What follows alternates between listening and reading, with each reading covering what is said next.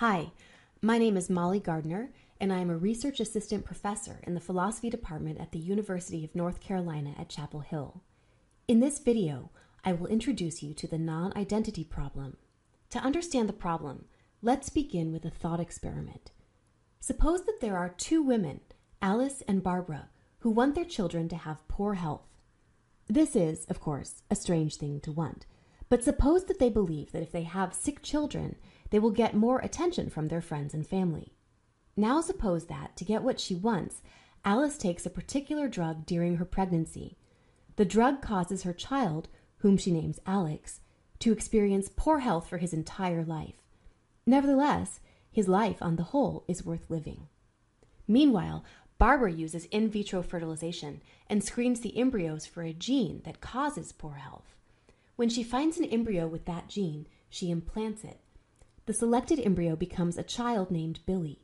Billy experiences the same degree of hardship and suffering that Alex experiences. However, like Alex, Billy has a life worth living. Many people think that Alice and Barbara have both wronged their children.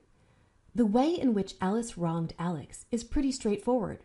By taking the drug during her pregnancy, she harmed her child. Since Barbara performed an action that had similarly bad consequences for Billy, it might be tempting to think that Barbara also harmed her child. Nevertheless, there is an important difference between Alice's action and Barbara's action. The difference is that, although Alex would still have existed had his mother not taken the drug, Billy is non-identical to anyone who would have existed had his mother not selected for poor health. After all, if Barbara had not selected for poor health, then either she would have not had a child at all, or else she would have brought some other child into existence instead of Billy. Many philosophers appeal to a plausible theory of harming in order to argue that this difference in what would have happened makes a moral difference. According to their theory of harming, an action harms you only if it makes you worse off in at least some respect than you would have been had the action not been performed. Alice's action satisfies this condition. Alex is worse off in many respects than he would have been had Alice not taken the drug. He has to go to the hospital more often, he misses more school and social events, and he feels more pain and discomfort than he otherwise would have. However, Barbara's action does not satisfy this condition. Even though Billy's life is also full of trips to the hospital, missed school days, pain, and discomfort, it is still worth living.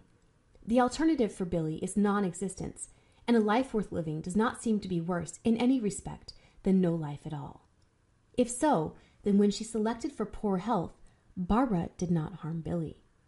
But if Barbara's action did not harm Billy, then we seem to be at a loss to justify the intuition that in much the same way that Alice wronged Alex, Barbara wronged Billy.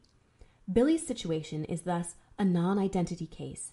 It is a case in which an individual appears to be wronged by an action that is the condition of his own worthwhile existence. The problem of either justifying the appearance that the individual was wronged or explaining it away is the non-identity problem.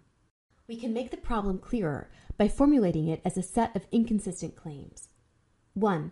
Barbara wronged Billy. 2. The way she wronged him was by harming him. 3. The only way she could have harmed him is by making him worse off than he otherwise would have been. 4.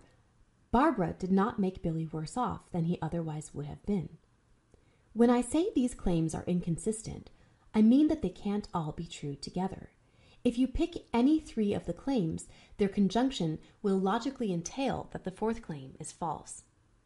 To solve the non-identity problem, we have to reject at least one of the claims. We also need to identify the flaw in the reasoning or the intuition that originally seemed to support whatever claim we choose to reject. Notice that whatever solution we opt for will have wide-ranging implications for a number of other issues. One issue is reproductive rights. Although few parents want to select for poor health, some parents might want to use new reproductive technologies to select for conditions that other people associate with poor health, unhappiness, or other bad consequences. Opponents of reproductive autonomy in these kinds of cases will need to grapple with the non-identity problem. Another issue is genetic engineering. Although scientists haven't yet produced any genetically engineered humans, they have produced plenty of genetically engineered animals. The non-identity problem raises the question of whether we are wronging such animals by bringing them into existence. A third issue is the environment. To see why the non-identity problem is particularly important here, consider another thought experiment. Suppose that we, as a community, must decide between two policies.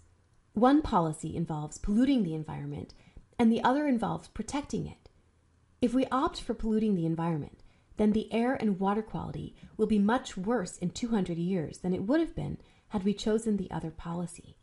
However, the polluting policy will also have other consequences. The economy will be different, and different people will take different jobs. Different couples will fall in love and have children. If different couples have children, then different people will be born. In 200 years, we might think that no one will exist in the polluted community who would have existed had we not polluted. Suppose the people who do exist 200 years from now in the polluted community suffer from health problems related to the air and water quality. Maybe they develop asthma, heart disease, or cancer. Even so, the non-identity problem makes it difficult to justify the intuition that when we choose to pollute the environment, we wrong them. After all, they are no worse off than they would have been had we decided to protect the environment. For if we had decided to protect the environment, those people would not have existed at all. And for those future people, a life with asthma, heart disease, or cancer, if it is still worth living, is not worse than having no life at all.